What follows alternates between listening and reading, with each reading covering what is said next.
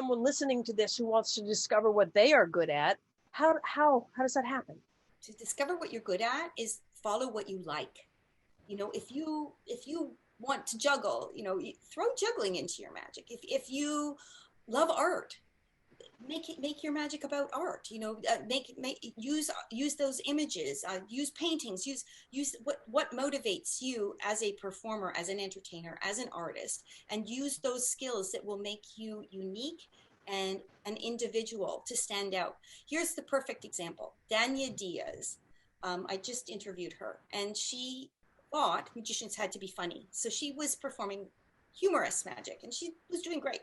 And then she had an opportunity on Spain's Got Talent, and her mom had encouraged her to be a storyteller and to write poetry. And she thought, I'm going to tell my story of being a Venezuelan, and she has a superb skill set with cards. So I'm going to tell my story, and my magic's going to enforce my story. I get goosebumps talking about it because she changed the way that people see magic. She made her story, made the magic real, and the magic made her story real. And she did it because she was true to herself. And now at a young age, she's found her niche. So that's fabulous. So you have to, and she did it because she took a risk. She did something a little bit different, a little unorthodox, a little bit to the left. And a lot of people will tell you you're wrong. And a lot of people will say it's not done that way. I didn't grow up being a magician. I don't know the right way. I know what effect I want to do, and I work out how to do it. And so I'm the opposite of most magicians, because most magicians know the tricks and then they figure out their presentation. But I say, okay, I want to, what do I want to do? I want to saw a man in half. How am I going to saw a man in half, and how is it going to be different for me? And what could I do?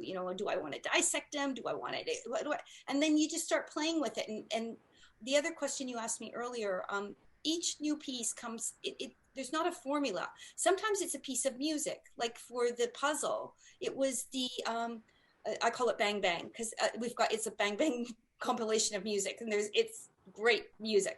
And so it's a wonderful puzzle illusion that's built by an Italian builder, and it's got blades and swords and a surprise element, a surprise appearance at the end. So it's got all the elements you need within a good piece of magic.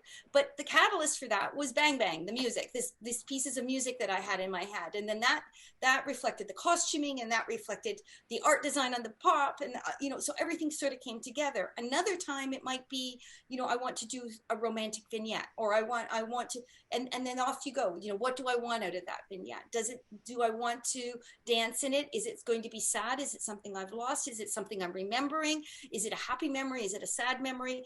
How does it relate to me? And then I say, okay, I'm going to make my boyfriend appear, and then at the end he's going to vanish because it didn't last. And so then how am I going to put that together? And again, Joni, the piece I'm just describing right now, I call Cloth Vanish, and Joni helped me with that and found a perfect piece of music. But the idea was first and the music came second. So there's no formula. You go with instinct, what makes you feel good, the passion you're going to put into it because you want to pursue this. And when I watched your promo, you had announcers speaking several excellent paragraphs. Did you write them? I did not. I took a course, I think it was called Showbiz Blueprint. And in that course, one of the things they mentioned is know what your strengths are and hire people for your weaknesses. Are you enjoying this talk? Take a second to subscribe and hit the notifications bell so you'll be up to date with our next uploads. Your video has approximately 5 sentences. I think they're worth $1 million. Kick your showroom into high gear. Present the beauty and artistry of Chicks with Tricks. It's sensational, sophisticated, sensuous, world-class entertainment. With alternative choreography and costuming, this show can go from modest to sexy to fit your event needs. Okay, I'm going to give you a list. Tell me of the things that you hire, or the things that you do yourself, or the things, or between.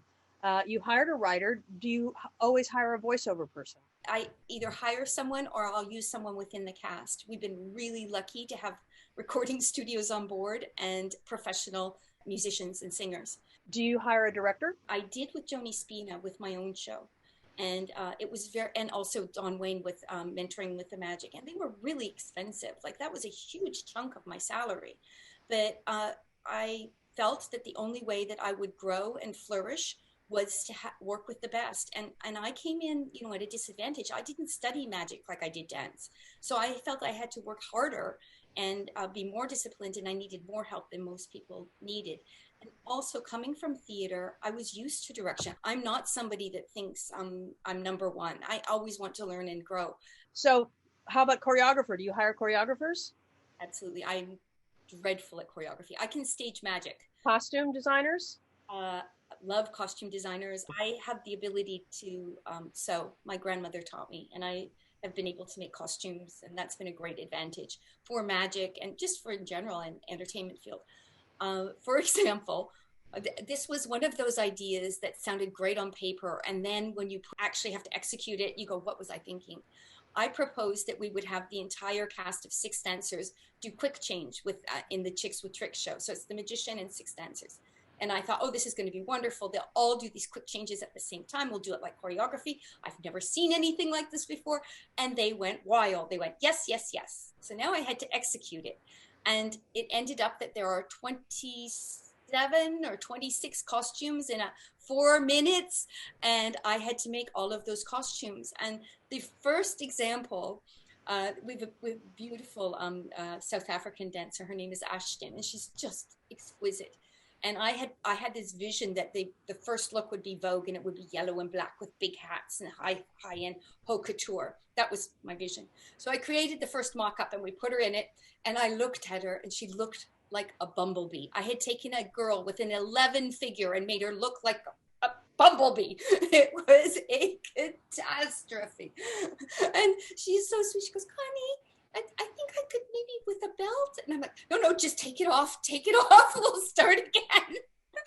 So 3 sets of mock-ups later, I finally ended up with the routine that we have. And I guess one of the things I'm proud of is our last look when it happens and the 6 girls go from these little short, almost cocktail dresses, very short, into these white bras and long flowing skirts with bare midriffs. The entire audience goes, oh! And when you get an audience to do that, that is the most magical thing for me. Applause, standing ovations, those you can manufacture, but a gasp, a magic gasp, you can't manufacture that.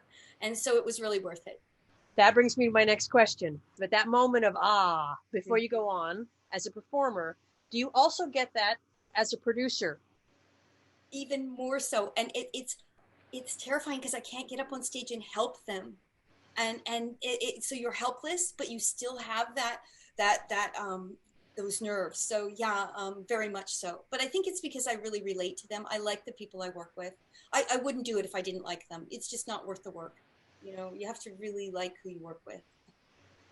Do the women in your show all do your show always has the Kubzag, the this or the this, or does each woman do you split them up? Do you repeat them? The shows are set. So the magic within the show is set, but then we present variety numbers also. And those are specific to the magician. And those, there's usually 3, 4, 5 numbers in their variety numbers that we work on. And those I really tailor to them. It seems to me that you've created 40 or 50 really strong presentations. And I was wondering if you know how many, including the small props to the big props, how many tricks or routines do you think you've put out there? I've never added it up, but there's got to be well over 40, probably, I would imagine. If you enjoyed this chat as much as I did, and you haven't already subscribed and hit the notifications bell, please do so.